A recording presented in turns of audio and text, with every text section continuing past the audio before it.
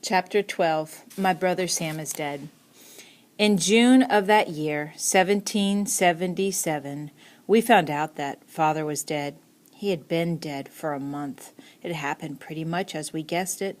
He had been sent to a prison ship in New York. There was one funny thing about it, though. It wasn't a rebel prison ship.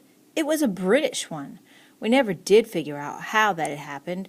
It just came out of the confusion of the war somehow. It didn't much matter in the end, though.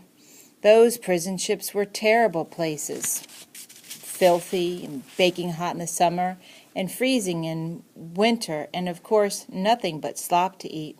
The worst part was disease. If anybody got sick with anything serious, everybody on the ship was liable to get it, and that's what had happened to Father.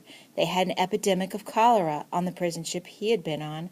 About 40 or 50 people had died from it, and he had been one of them. They buried him someplace on Long Island, but we weren't sure where.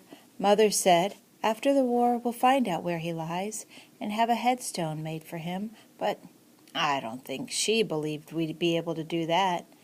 We found all of this out from one of the men who had been taken away during the raid on Reading that spring.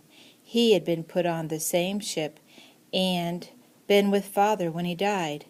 Before he died, he asked me to make sure you knew what had happened. He said, "Tell them that I love them, and say that I forgive Sam. He is a brave boy, but he's headstrong."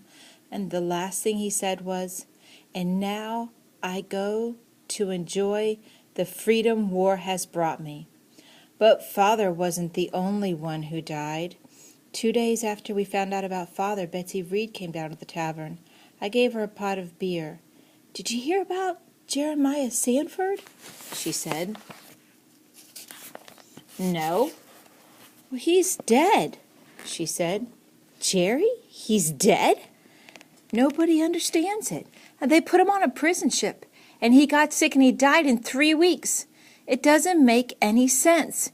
You can understand why they took Mr. Rogers or Captain Betts, but why imprison a 10-year-old boy? What harm could he have done to them? "This war has turned men into animals," Mother said. "They sunk his body in Long Island Sound in a weighted sack," Betsy said, "so his parents can't even get him back. I don't understand it. What do they want him for?" "They're animals now. They're all beasts," Mother said. "I think they are," Betsy said. "Sam should have come home." It was the first time I'd ever heard her say anything against Sam and his ideals. "I told him that," I said. "He said he'd taken a pledge with some friends to stick it out until they won." "Does he still think they're going to win?" Betsy said. "Maybe they will," I said. Betsy shook her head. "Even Father says things are bad for the Patriots." I looked at her curiously.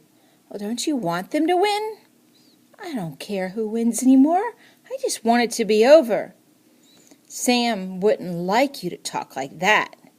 "I don't care," she said. "When I see him, I'm going to tell him. For 3 years they've been fighting, and we've all had is death and hunger. Your father is dead, Jeremiah Sanford is dead, Sam Barlow is dead, David Fairchild is dead, Stephen Fairchild was wounded, and more." My mother nodded. "Right at the beginning, life said it would be that way. He said, in the war, the dead pay the debts for the living. But he didn't think he would have to pay himself." So Father had forgiven Sam, and I think Mother did, although she never said so. But for myself, I wasn't sure.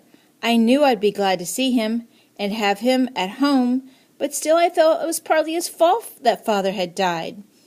He hadn't captured Father or thrown him into prison or given him cholera or anything like that, but he was fighting for the other side, and I couldn't easily forget about that. Yet, of course, it was a British prison ship he had died on. It seemed to me that everybody was to blame, and I decided that I wasn't going to be on anybody's side anymore. Neither one of them was right.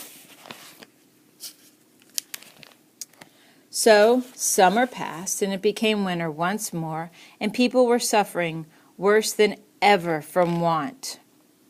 Luckily, there wasn't any more fighting around Reading. Anyway, in the winter, they didn't fight much. Nobody liked to fight in the cold, and when there was snow on the ground, it was hard to march and easy to get sick.